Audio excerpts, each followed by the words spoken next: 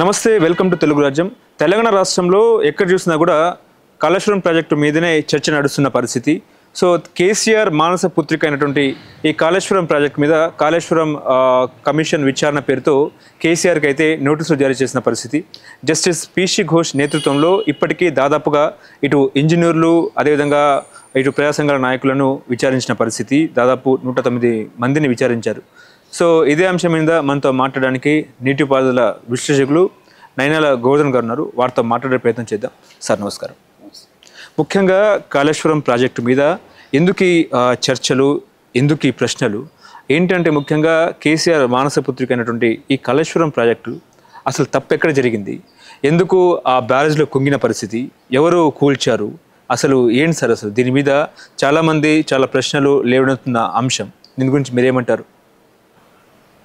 కాళేశ్వరం ప్రాజెక్టును ఎవరు కూల్చలేదు, ఎవరు బాంబు పెట్టి కూడా అక్కడ ఎఫ్ఐఆర్ ఏదో నమోదు చేసినట్టు కేసీఆర్ ప్రభుత్వ కాలంలో కింద ఎవరు బాంబు పెట్టారు అనేది చెప్పారు. అదంతా తప్పుడు విషయం. అలా కూల్చారు లేదా బాంబులు పెట్టారు అనేటటువంటి విషయానికి సంబంధించి 21 అక్టోబర్ 2023 రోజు ఏదైతే 5 అడుగులు కుంగిపోయి కింద నుండి పై వరకు స్పిల్వే అండ్ పియర్స్ మొత్తం దాదాపు 3.5 అడుగుల వెడల్పుతో పై వరకు రేడియల్ గేట్ల వరకు కూడా చీలిక జరిగింది. దాంతో మొత్తం దాదాపు కిందికి ఈ 7వ బ్లాక్లో ఉన్నటువంటి 11 పియర్స్ ఏవైతే ఉన్నాయో అవి కొన్ని 5 ఫీట్లు, కొన్ని 3 ఫీట్లు, కొన్ని 2, ఇలా కొన్ని వివిధ దశల్లో వివిధ లోతుల్లోకి కుంగిపోయాయి. ఈరోజు మీరు అన్నట్టు ఎందుకు ఇంత చర్చ జరుగుతుంది, కేసీఆర్కి, హరీష్ రావుకి, ఈటెల రాజేందర్కి ఎందుకు నోటీసులు పంపించారు అంటే ఈ ప్రాజెక్టుకు సంబంధించినటువంటిది మానస పుత్రిక, కేసీఆర్ గారి మానస పుత్రిక అని చెప్పేసేటువంటిది వాళ్ళు ఆయన మనసులోంచి, ఆయన ఆలోచనల కల్పనలోంచి అది పుట్టిందని చెప్పేసి చాలా సుదీర్ఘకాలం పాటు ప్రచారం చేసుకున్నారు. ఆ మేరకి మేడిగడ్డ, అన్నారం, సుందిల్ల 3 బ్యారేజీలు ఏవైతే ఉన్నాయో లింక్ 1, ఈ లింక్ 1 3 బ్యారేజీల పైన సుప్రీంకోర్టు మాజీ న్యాయమూర్తి పీసీ ఘోష్ దానిపైన విచారణ కమిషన్గా ఈరోజు ఉన్నటువంటి రేవంత్ రెడ్డి కాంగ్రెస్ ప్రభుత్వం నియమించింది. ఎన్నికల ప్రణాళికలో కూడా, ఎన్నికల సందర్భంలో జరిగినటువంటి యుద్ధంలో కూడా మేము కాళేశ్వరంలో జరిగినటువంటి అవినీతి పైన విచారణ కమిషన్ వేస్తామని చెప్పేసి కూడా హామీ ఇవ్వడం జరిగింది. ఆ హామీ మేరకే ఈరోజు విచారణ చేపట్టింది. ఇప్పటికే దాదాపు అనేక మంది అధికారులని, ఇంజనీర్లని 100కు పైగా మందిని విచారించినటువంటి క్రమం. ఆ సందర్భంలో చివరి దశగా కేసీఆర్కి నోటీసులు, హరీష్ రావుకి, ఈటెల రాజేందర్కి నోటీసులు పంపించారు. అవును, అసలు ఇందులో ఏం జరిగిందంటారు? ఎక్కడ తప్పు చేశారు కేసీఆర్? అక్కడ వ్యయం, ఎక్కడ అంచనా వ్యయం ఏమో దాదాపు 80,000 కోట్లు అని చెప్పారు. ఆ తర్వాత 90,000కు కుదించారు, ఆ తర్వాత 1,00,000కు కుదించారు, ఆ తర్వాత 1,50,000 కోట్లు కూడా కుదించారని చెప్పేసి కూడా కాంగ్రెస్ అంటున్న పరిస్థితి. ఏం చెప్తారు సార్ దీని మీద? అంటే తుమ్మిడిహెట్టి ప్రాణహిత ఏదైతే ఉందో అది దాదాపు 90% సుస్థిరంగా గ్రావిటీతో ఎల్లంపల్లికి నీళ్ళు వస్తాయి. అదేవిధంగా ఇప్పుడు తుమ్మిడిహెట్టి ప్రాణహిత నుండి ఈ నీరు లేదు అనే ఒక తప్పుడు సాకుతో ఆ ప్రాజెక్టుని, బ్యారేజీని ఇటువైపు మేడిగడ్డ, అన్నారం, సుందిల్లకు, కాళేశ్వరానికి ఇంజనీరింగ్, రీడిజైనింగ్ చేశారో ఇదే మొత్తం అవినీతికి కేంద్రంగా ఒక భారీ ఎత్తున ఉద్దేశపూర్వకమైనటువంటి ప్రణాళికతో ఇదంతా రూపొందించడానికి ప్రధానమైనటువంటి కారణం. ఆ నేపథ్యంలో అప్పటికే ప్రాణహిత చేవెళ్ల పథకంలో 38,500 కోట్లతో పూర్తయ్యే 16,40,000 ఎకరాలకి గత రాజశేఖర రెడ్డి ప్రభుత్వం ప్రణాళిక చేసుకున్నటువంటిది ఏదైతే ప్రాజెక్ట్ ఉందో అది 9,500 కోట్లు అప్పటికే నిధులు ఖర్చు అయ్యాయి. ఒకడు ఉమ్మడి ఆదిలాబాద్ జిల్లాలోనే ఈ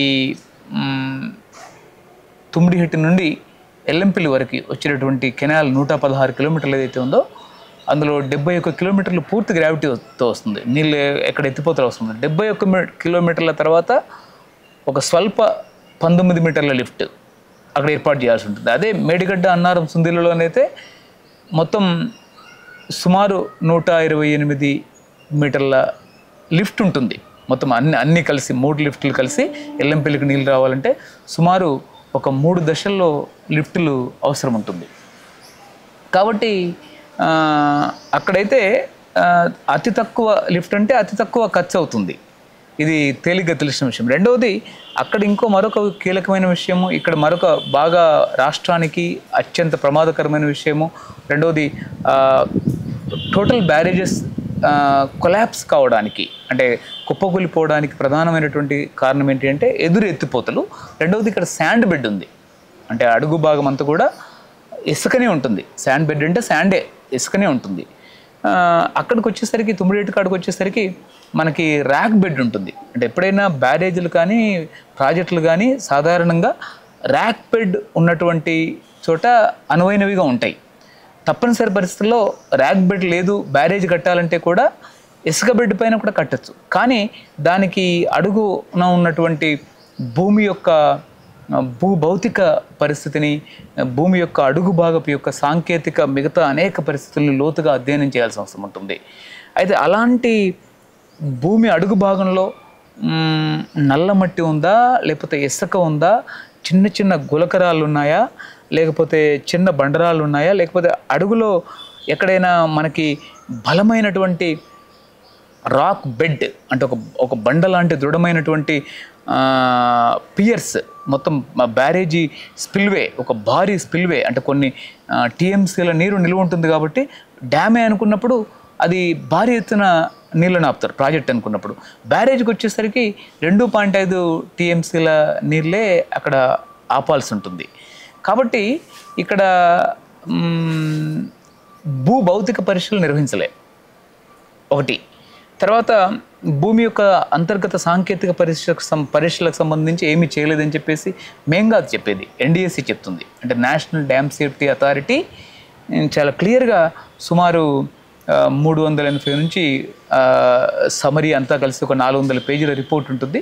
వాటన్నిటిలో చాలా క్లియర్గా చాలా ఘోరమైనటువంటి తప్పులు జరిగాయి, వాటి వల్లనే ఈరోజు ఇది ఇలా కుంగుబాటుకు గురైంది.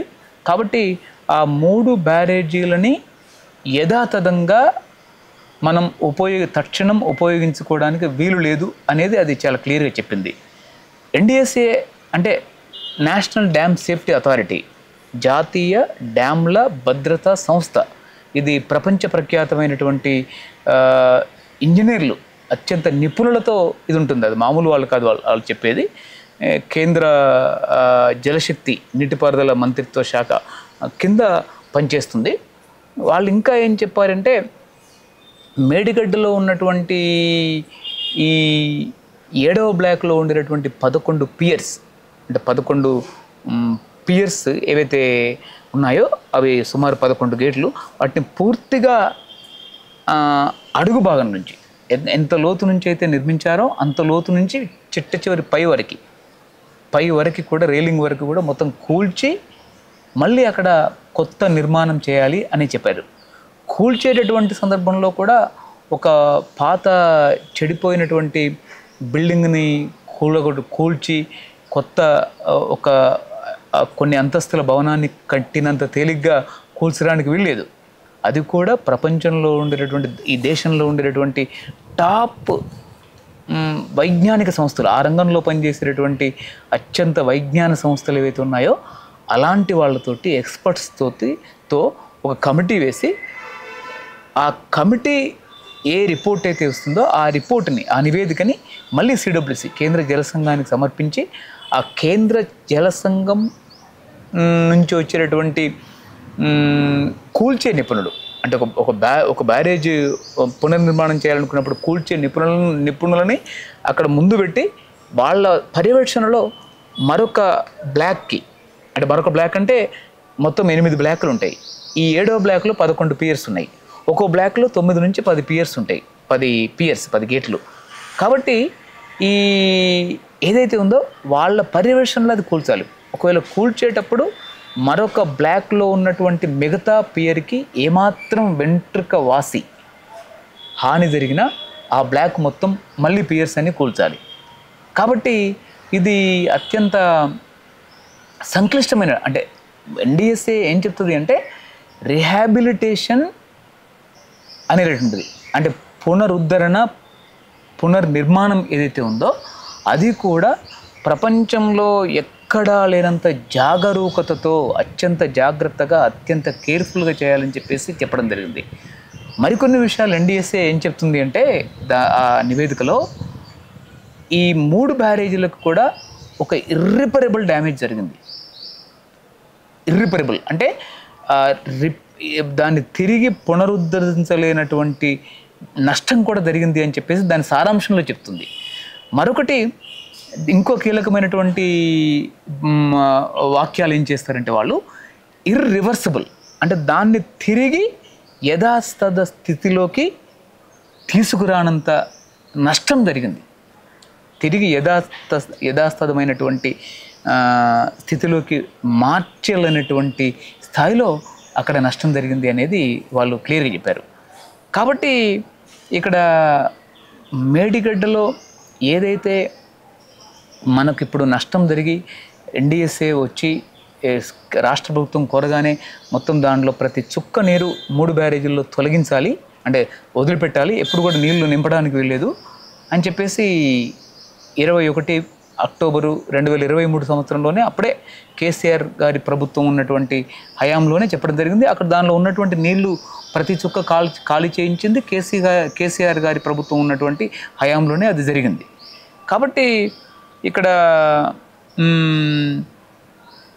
3 బ్యారేజీల్లో కూడా ఇలాంటి స్ట్రక్చరల్ డిజైనే కొనసాగింది.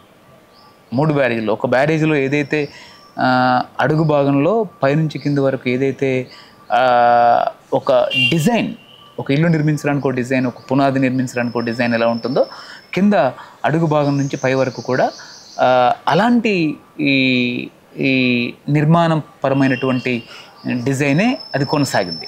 కాబట్టి ఇక్కడ బయటపడేటటువంటి బొంగలు ఏవైతే ఉన్నాయో, ఇక్కడ బయటపడేటటువంటి భారీ బొంగలు ఏవైతే ఉన్నాయో అలాంటి బొంగలే మేడిగడ్డ, అన్నారం, సుందిల్లా మిగతా 3 కూడా బయటపడ్డాయి. మిగతా 3 కూడా బయటపడ్డాయి. వాటన్నిటిని కూడా భారీ ఎత్తున 2016లో బ్యారేజీ నిర్మాణం ప్రారంభమైతే 2019 కల్లా నిర్మాణం పూర్తయింది. జస్ట్ కేవలం 3 సంవత్సరాల కాలంలో. ఆ 3 సంవత్సరాల తర్వాత 2019లో బ్యారేజీని 3 ముఖ్యమంత్రులు, మహారాష్ట్ర ముఖ్యమంత్రి ఫడ్నవీస్ గారు, జగన్ మోహన్ రెడ్డి గారు, కల్వకుంట్ల చంద్రశేఖరరావు గారు, 3 ముఖ్యమంత్రులు చాలా ముచ్చటగా ప్రారంభించినటువంటి ప్రాజెక్ట్ ఏదైతే ఉందో అది కేవలం 2023లో 23 అక్టోబర్లో ఒక 4 సంవత్సరాల లోపే అది మొత్తం కుంగిపోవడం కానీ, మిగతా బ్యారేజీల్లో భారీ ఎత్తున బొంగలు, భారీ ఎత్తున అడుగు భాగంలో నీటి బోయారాలు, చాలా చాలా పెద్ద సైజు, చిన్న సైజు కూడా కాదు, అవన్నీ కూడా బయటపడ్డాయి. మరొక ముఖ్యమైనటువంటి విషయం ఏంటంటే ఎన్డిఎస్సి చెప్తుంది, ఏదైతే మేడిగడ్డ ఇప్పుడున్నటువంటి పియర్స్ కింద భారీ ఎత్తున కుంగిపోయిందో ఆ కుంగిపోయినటువంటి అడుగు భాగం ఎలా ఉంది అని చెప్పేసి మిమ్మల్ని గ్రౌటింగ్ చేయాలని చెప్పారు. ఆ గ్రౌటింగ్ చేయాలని చెప్తే వీళ్ళు కెమికల్ గ్రౌటింగు, తర్వాత సిమెంట్ గ్రౌటింగు, పాలియూరిథిన్ అని చెప్పేసి మరొక రకమైనటువంటి గ్రౌటింగ్స్ ఇవన్నీ చేశారు. చేసిన తర్వాత ఎంత పదార్థాన్ని లోపలికి పంపించిన భూమి అడుగు భాగంలోకి, ఆ బోయారాలు ఉంటాయి కదా కింద అడుగు భాగంలో, వాటిలోకి పంపిస్తే ఎంత పోస్తే అంత పోతుంది, అంటే భారీ ఎత్తున పోతుంది. అంటే భారీ ఎత్తున పోతుంది అనేటటువంటి దాన్ని బట్టి ఈ నేషనల్ ల్యాండ్ సేఫ్టీ అథారిటీ ఏం నిర్ణయించిందంటే ఇలాంటి మిగతా ఎక్కడైతే బొంగలు, మిగతా ఎక్కడైతే బోయారాలు ఉంటాయో వాటన్నిటిలో కూడా ఇలాంటి పరిస్థితి ఉంటుంది, ఇంత లోతుగా పడుంటాయి అనేటటువంటిది కూడా వాళ్ళు చెప్పారు. ఇప్పుడు ఈ కమిషన్ ఏమో కేసీఆర్కి నోటీసులు అందజేసిన నేపథ్యంలో ఎటువంటి ప్రశ్నలు లేవనెత్తే పరిస్థితి ఉందంటారు? అంటే ప్రశ్నలకు సంబంధించి డ్యామ్ ఏదైతే బ్యారేజ్ ఏదైతే ఉందో ఆ బ్యారేజీ నిర్మాణానికి సంబంధించినటువంటి విషయాలని ఈ 100కు పైగా మందిని విచారించినటువంటి 109 మంది ఎవరైతే ఉన్నారో some number subject to correction, అయితే అక్కడ వీళ్ళందరూ ఏవైతే చెప్పారో వాళ్ళు చెప్పినటువంటి విషయాలకు సంబంధించినటువంటి ఈ విషయాలు ముఖ్యంగా అంటే మేమేం చేయలేదు, కేసీఆర్ హరీష్ రావులు చెప్పిన దానికి అనుగుణంగా మేము డిజైన్ చేసాము, వాళ్ళు పెట్టినటువంటివి మేము ఆమోదించాము, సైన్స్ చేసాము, వాళ్ళు పెట్టిన డిజైన్స్ పై చెప్పినటువంటి వాటిపైనే మేము స్టాంప్స్ వేసాము అనేది సారాంశంగా అందరూ ఇంజనీర్లు అధికారులందరూ అదే చెప్పారు. మాకు డిజైన్ చేయడానికి కానీ మిగతా పనులు చేయడానికి స్వేచ్ఛ లేదు, మాకు అలాంటి స్వేచ్ఛను ఇవ్వలేదు అనేది చెప్పడం జరిగింది. బహుశా మరి వాటన్నిటికీ వీళ్ళు పీసీ ఘోష్ కమిషన్ వాళ్ళ టెక్నికల్ టీం ఏం ప్రశ్నలు అడుగుతుంది, వాళ్ళు ఏం సమాధానం చెప్తారు, అసలు విచారణకు వస్తారా రారా, ఇంకేదన్నా పై కోర్ట్స్లో స్టేకి వెళ్తారా, హైకోర్టులో కానీ సుప్రీంకోర్టులో కానీ స్టేకి వెళ్తారా, ఏమవుద్ది అనేటువంటిది ఆ రోజు వరకు మనం వేచి చూడాల్సిందే. నిజంగా ఇందులో 1,00,000 కోట్ల అవినీతి జరిగిందంటారా? 1,00,000 కోట్ల అవినీతి కాదు, అంటే 1,00,000కు సంబంధించిన మొత్తం వ్యయం అంతా దాదాపు దరిదాపు దానికి సమానంగా వెచ్చించారు 97,000 crores. కాబట్టి అందులో అంటే మేడిగడ్డ, అన్నారం, సుందిల్లా మొత్తం పంప్ హౌస్లు మిగతావి అనేకం కలిసి వాటిని ఏదైతే 81,500 కోట్లు ఇనిషియల్ అంచనాగా ప్రకటించారు. తుమ్మిడిగట్టు నుంచి రీడిజైనింగ్ రీఇంజనీరింగ్ చేసేది మార్చిన తర్వాత దాన్ని ఎప్పుడు బడ్జెట్ని ఎస్కలేట్ చేస్తూ అంటే పెంచుతూ పోవడం జరిగింది. ఒకటి కాగ్ చెప్పినటువంటి దాని ప్రకారం అది పూర్తి చేయడానికి ఇంకా సుమారు 1,42,000 కోట్ల వరకు అవుతుంది అని చెప్పేసి వాళ్ళు చెప్పారు. సరే, ఈరోజు ఇంకా పెరిగినటువంటి వివిధ సిమెంటు, స్టీల్ లేదా వివిధ మెటీరియల్ ఖర్చులు ఏవైతే ఉన్నాయి, పంప్ సెట్స్ మిగతా రోజు పెరుగుతాయి కదా, వాటి ధరలు కూడా మౌలిక వాటి పదార్థాలకు సంబంధించినవి పెరిగినటువంటి ఎస్ఎస్ఆర్ రేట్స్ ప్రకారం మరికొంత ఎక్కువ కావడానికి అవకాశం ఉంది, 1,42,000 కోట్లు. అలా బడ్జెట్ దీనిలో ఎక్కువ పెంచుకోవడానికి ఒక స్కోప్ ఉంది, మీకు ఎక్కువ ఎంతంటంత పెంచుకోవడానికి ఇంకో స్కోప్ ఉంది. ఈ మొత్తం ప్రాజెక్టులో ఇప్పటికీ సుమారు 97 లక్షల కోట్లు వెచ్చించినప్పటికీ కూడా ఇచ్చినటువంటి సాగునీరు కేవలం 42,000 ఎకరాలని చెప్పేసి కాగ్ చెప్పింది, మేము చెప్పడం కాదు. అంటే కంప్ట్రోలర్ అండ్ ఆడిటర్ జనరల్ ఒక కేంద్రంలో ఏ ప్రభుత్వాల కింద కాకుండా రాజ్యాంగబద్ధంగా నెలకొల్పినటువంటి సంస్థ చెప్పేటటువంటి దాని ప్రకారం. కాబట్టి ముఖ్యంగా దీనిలో ఎట్లా ఈ బ్యారేజీలు కూలిపోయినాయి, ఎట్లా కుంగిపోయినాయి, దీని భవిష్యత్తు ఏంటి అనేది కనుక చూస్తే చాలా కీలకమైనటువంటిది. ఈ మేడిగడ్డ 16 టీఎంసీలు, అన్నారం 12 టీఎంసీలు, తర్వాత సుందిల్లో ఏదైతే ఉందో 8 టీఎంసీలు. అసలు ప్రతి బ్యారేజ్లో ఇసుక బెడ్ పైన కట్టేటటువంటి బ్యారేజ్ ఏదైనా 2.5 టీఎంసీల కంటే ఎక్కువ ఉండడానికి వీల్లేదు, ఏ బ్యారేజ్ అయినా. ఇప్పుడు మీకు ధవళేశ్వరం బ్యారేజ్ కానీ, ప్రకాశం బ్యారేజ్ కానీ, మిగతా ఏ బ్యారేజ్ అయినప్పుడు కూడా 2.5 టీఎంసీల కంటే ఎక్కువ ఉండడానికి వీల్లేదు. వచ్చిన నీరు వచ్చినట్టు కాలువల ద్వారా పంటకి వెళ్ళిపోవాలి, పంట కాలువలకి, లేకపోతే నదిలో కిందికి సముద్రానికి వెళ్ళిపోవాలి. కానీ ఇక్కడ 16 టీఎంసీలు నిల్వ చేశారు. 16 టీఎంసీలు అంటే దాదాపు మీకు 2.5 టీఎంసీలతోని మనకి వాటిని భాగిస్తే మనకు దాదాపు 5 నుంచి 6-7 రెట్ల 6 రెట్ల వరకు దాన్ని ఎక్కువ నీళ్ళని నిల్వ చేశారు. అర్థమవుతుంది కదా చాలా క్లియర్గా. కాబట్టి ఇదేదైతే 16 టీఎంసీల మీరు ఒక చిన్న గ్లాస్ లిఫ్ట్ చేస్తున్నప్పుడు ఎత్తుతున్నప్పుడు ఒక వెయిట్ ఉంటుంది, ఒక బకెట్ నీళ్ళు ఎత్తుతున్నప్పుడు ఒక వెయిట్ ఉంటుంది, ఒక డ్రమ్ నీళ్ళు మీరు ఎత్తగలరా? లేదు, యు కాంట్. కాబట్టి అక్కడ 16 టీఎంసీలు 12 టీఎంసీలు 8 టీఎంసీలు అంటే కింద శాండ్ బెడ్ ఉంది. అవును, కింద ఒక బలమైనటువంటి బండరాయి లేదు. మీకు చూస్తే ఈ రాష్ట్రంలో ఉమ్మడి ఆంధ్రప్రదేశ్లో నిర్మించినటువంటి అనేక ప్రాజెక్టులు ఉంటాయి. నాగార్జున సాగర్ కానీ, లేకపోతే కడెం ప్రాజెక్ట్ కానీ, లేకపోతే నిజాం సాగర్ కానీ, లేకపోతే శ్రీరామ్ సాగర్ కానీ, ఇలాంటి ప్రాజెక్టులన్నీ కూడా మీకు భారీ ఎత్తున బండ్ ఉంటుంది, కింద రాకే ఉంటుంది, రాక్ బెడ్ కింద. మీకు ఆ రాక్ బెడ్ పైన స్పిల్వే వేయడం కానీ మిగతాది కానీ చాలా తేలిక అవుతుంది, ఖర్చు కూడా చాలా తక్కువ అవుతుంది. రెండవది, దాని లోపలికి స్పిల్వే వేయడం వల్ల మీకు ఎన్ని టీఎంసీల నీళ్ళైనా అది ఆపుతుంది. అట్లా అక్కడ కొన్ని వందల టీఎంసీల నీళ్ళని మనకు నాగార్జున సాగర్ శ్రీశైలంలో నిల్వ చేసినటువంటిది కనిపిస్తుంది సుమారు. మరి ఇక్కడికి వచ్చేసరికి ఈవెన్ మనకు కడెం ప్రాజెక్టు కూడా అది కూడా రాక్ బెడ్ పైన నిర్మించారు. అక్కడ ఉన్నదంతా కూడా అక్కడ కూడా దాదాపు మనకు ఇటీవల 22లో 23లో చాలా భారీ ఎత్తున వరదలు వచ్చాయి. రైలింగ్ పై నుంచి వరదలు ఒక 6 లక్షల క్యూసెక్ల వరద వచ్చింది. మామూలు విషయం కాదు. ప్రతి వర్షాకాలం వస్తే కడెం గురించి ఈ రాష్ట్రం ఈ దేశం మాట్లాడుకోకుండా భయపడకుండా ఉండదు. కాబట్టి అలాంటి రైలింగ్ పై నుంచి ఇప్పటికీ ఒక 5-6 సార్లు అది నిర్మించిన నాటి నుండి వచ్చినటువంటి ప్రాజెక్టు చెక్కు చెదరలే. అది ఎప్పుడు స్వాతంత్రం కంటే ముందు నుంచి నిర్మిస్తున్న ప్రాజెక్టు. నిజామ్స్ దానికి డిజైన్ చేస్తే స్వాతంత్రానికి ముందు హైదరాబాద్ గవర్నమెంట్ దాని నిర్మాణం స్టార్ట్ చేసింది. తెలంగాణ ఏర్పడక ముందు హైదరాబాద్ గవర్నమెంట్ ఉమ్మడి ఆంధ్రప్రదేశ్ ఏర్పడక ముందు దాని నిర్మాణం స్టార్ట్ చేశారు. కానీ అది చెక్కు చెదరలే. అంటే నిర్మాణంలో నిజాయితీ, ఆ రాక్ బెడ్ ఉండడము, మిగతా ఎన్ని ఒక భయంకరమైనటువంటి ఒత్తిడినైనా అది తట్టుకుంది అది.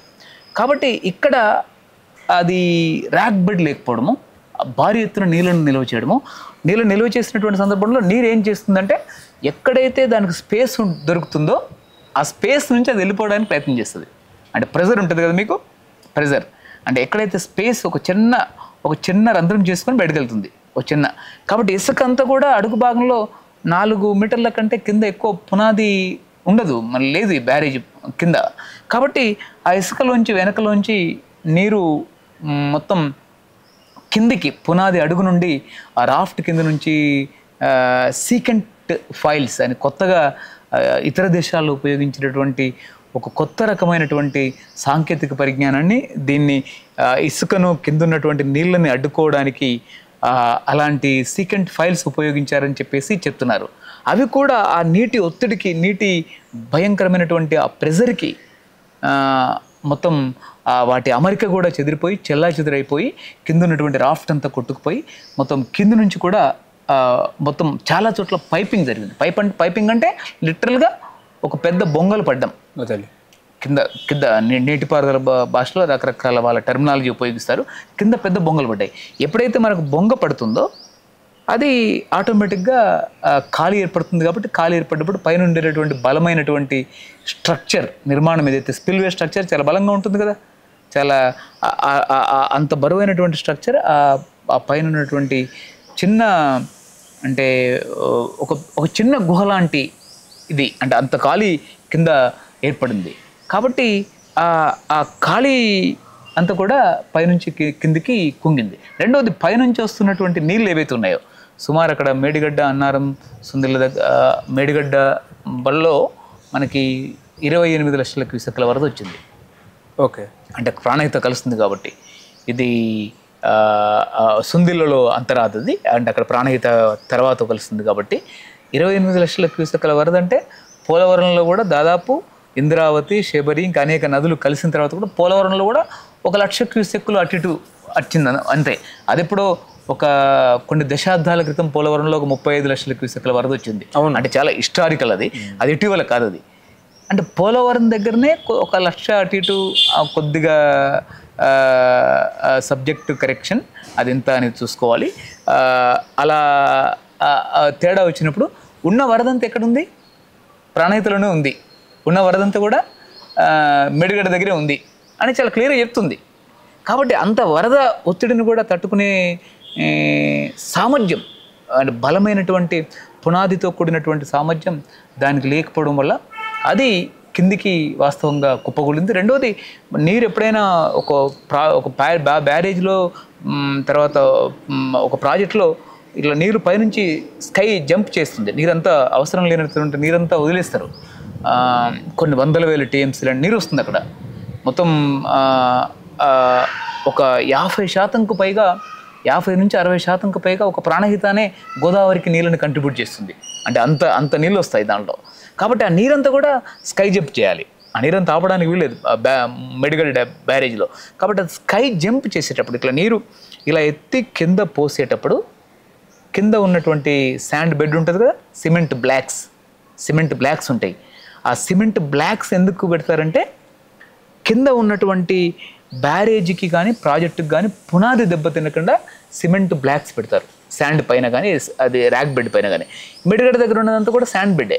కాబట్టి ఆ శాండ్ బెడ్ పైన ఉన్నటువంటి సిమెంట్ బ్లాక్స్ ఆ స్కై నీటి పైనుంచి ఎత్తిపోసేటటువంటి స్కై జంప్ ఏదైతే ఉందో ఈ బ్యారేజీలో 16 టీఎంసీలు నిల్వ చేసినప్పుడు ఈ స్కై జంప్ చేసేటప్పుడు నీళ్ళు అది విపరీతమైనటువంటి సూపర్ క్రిటికల్ ప్రెజర్ ఉంటుంది.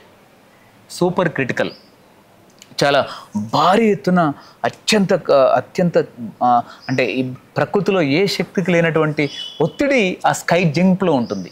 నీటి ప్రవాహపు ఒత్తిడిలో ఉంటుంది. అందుకనే ఒక్కోసారి చిన్న వరద తక్కువ నష్టం కలిగిస్తుంది, చాలా పెద్ద వరద ప్రవాహ వేగం విపరీతమైనటువంటి నష్టం కలిగిస్తుంది మనం చూస్తే. కాబట్టి ఆ స్కై జంపు కిందికి వస్తున్నప్పుడు అది దాని ప్రభావం తగ్గాలి, అది డెసిపేట్ కావాలి. అనేక మంది నీటిపారుదల బ్యారేజ్ నిపుణులు చెప్తున్నట్టు దాని శక్తి విహీనం కావాలి. అంటే దాని శక్తి కిందికి వచ్చి జంపు అంటే పైనుంచి వచ్చి ఆ సిమెంట్ బ్లాక్స్ని ఢీకొంటున్నప్పుడు దాని శక్తి తగ్గి చాలా మెల్లిగా ఢీకొనాలి. వాస్తవంగా ఆ మెల్లిగా సూపర్ క్రిటికల్ ఫ్లోని సబ్ క్రిటికల్ ఫ్లోగా చేయడంలో కేసీఆర్ గారు ఇంజనీర్లు కానీ కేసీఆర్ గారు ప్రభుత్వం కానీ ఆ డిజైనింగ్లో విఫలమయ్యారు. ఓకే, అది బేసిక్ ఫ్లా, ఘోరమైనటువంటి ఫండమెంటల్ ఫ్లా, ఆ తప్పు. కాబట్టి అది అంతే వేగంతో వచ్చి పైన ఎంత వేగంతో వస్తుందో కిందే సూపర్ క్రిటికల్కి వచ్చేసరికి సబ్ క్రిటికల్గా మారలే. సూపర్ క్రిటికల్గానే భయంకరమైనటువంటి తాకిడితో మహాశక్తితో ప్రాకృతిక శక్తితో కింద అది గుద్దింది. చాలా అంటే మామూలు హిట్ కాదు అది. అంటే మనం వి కాంట్ సే, అంటే మనం ఒక భాషలో దాన్ని ఆ నీటి ఒత్తిడిని కరెక్ట్గా మనం చెప్పలేము అది. ఓకే, నమస్తే. హలో, తెలుగు రాజ్యం ఛానల్ చూస్తున్నారా?